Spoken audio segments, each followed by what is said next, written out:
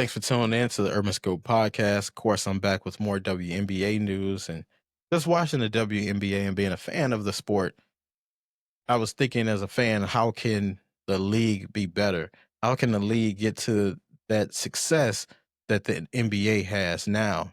But not just with the fan support, but with the contracts and the money as well, because we know that's a big part to see if you're making success by the contracts that are handed out to the athletes.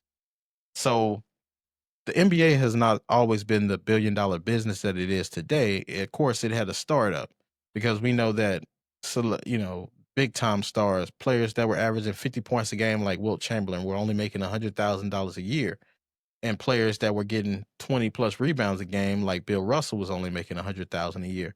So how did they get to that point of getting that superstardom or getting to that level of success where it's a billion-dollar business and they're giving out $100 million contracts?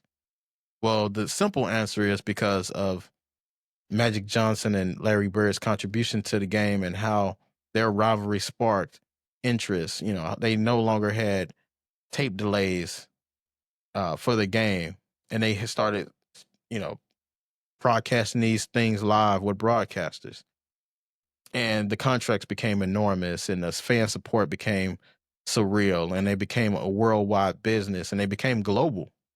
Most of the athletes, the top athletes today, are from other countries, whether it be Canada, mostly from European descent. Um, so the sport has changed a lot. It became so much global and things like that. But the big question is, how can the WNBA achieve that same success? And it's not one part answer and it's not an inclusive answer, but I'll show you a different couple of ways they can do this, um, similar to what the NBA is making now.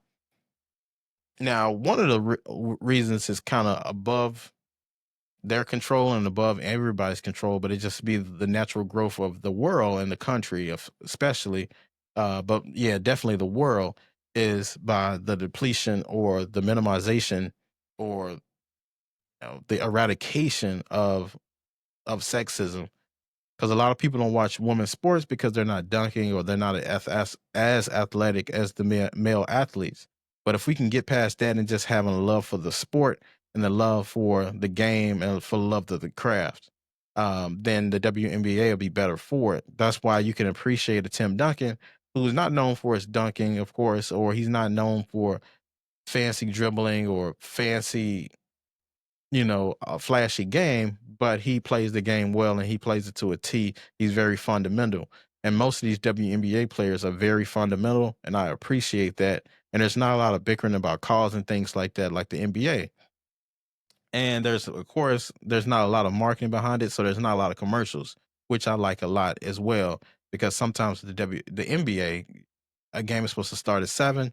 Sometimes they don't tip the basketball off into 7:35, and somebody who goes to sleep early, I'm not a huge fan of that. Like, just let's get to the sport, but they don't have that. But nevertheless, the WNBA can flourish by just the eradication of sexism and people being one-sided.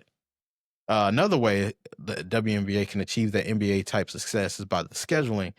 Now, the WNBA has a tough position because they have to compete with the major sports during the year, and it's only so many months in a year to have their season to not conflict with the other sports. So, where their season set up is they have to compete with the playoffs of the WNBA and the I mean not MLB, but the NHL. So you have their season starting the same time as the NBA and the NHL playoffs, which are two of the major sports. Then they're towards the beginning of the MLB season, and they end towards the beginning of the NFL season. So there is a lot of conflict with scheduling, and if most people have a choice, they're not going to pick the ML.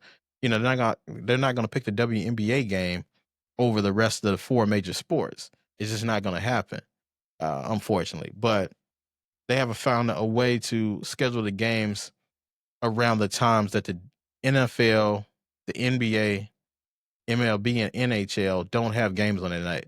I know it sounds like a tough feat, but they have to find a way to schedule it some way where it's not conflicting with those times that people have to make a decision, at least for now. So don't schedule marquee games on nights that other major sports have games. So you're gonna have to probably fit a lot of Saturday games in and a lot of Tuesday games and Wednesday games and things like that. So that gives more fans opportunity to see the games and not have to choose as much. And another way is to achieve success is by creating huge stars. Now they have done a great job with the marketing of Caitlin Clark, but they haven't done a great job of creating any other stars. And I think with Juju Watkins coming out, she's going to be a major star because she's a Nike athlete and she has endorsements with State Farm as well. So she has a lot of major things going, some of the same type of deals that Caitlin Clark has. So she'll be, on that same path for marketability like Caitlin Clark has, but there are a lot of other stars in the league that's not marketable, that they're not marketing like that. Nafisha Collier's one. Uh, Asia Wilson, she's a Nike athlete and Gatorade athlete as well, I believe, and she's not marketed like that as well. She's the best player in the league right now. Then of course you have Brianna Stewart, who's excellent. Sabrina Ionescu. You have just so many different stars that are marketable. Even Kelsey Mitchell on Caitlin Clark's team, she's an elite scorer, but she's kind of overshadowed by Caitlin. But they could do a better job of marketing her as well. But there's a lot of opportunity to make these stars, and they just haven't made them. And lastly, I think the league will grow, um, can achieve that NBA success by just simply expanding. And they're starting to do that now. They have the Golden State Valkyrie right now, who's kind of struggling, but that's expected from an expansion team. And I've covered that in the pre analysis that I did for the season a couple of weeks ago. Well, probably actually like a month ago now. But they've added the Golden State Valkyrie. They will add the Toronto team next year. They're talking about getting a Kansas City team, which I'm excited about. So if they get that, uh, the natural growth will be there because athletes hopefully will come out and support the teams when they're not playing or they're out of their seasons.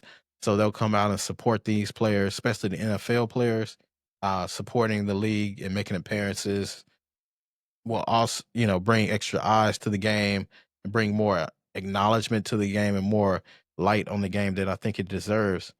But we'll definitely need the support of these athletes in these cities to get these teams off the ground and get these teams more recognition. Of course, the tickets are not expensive.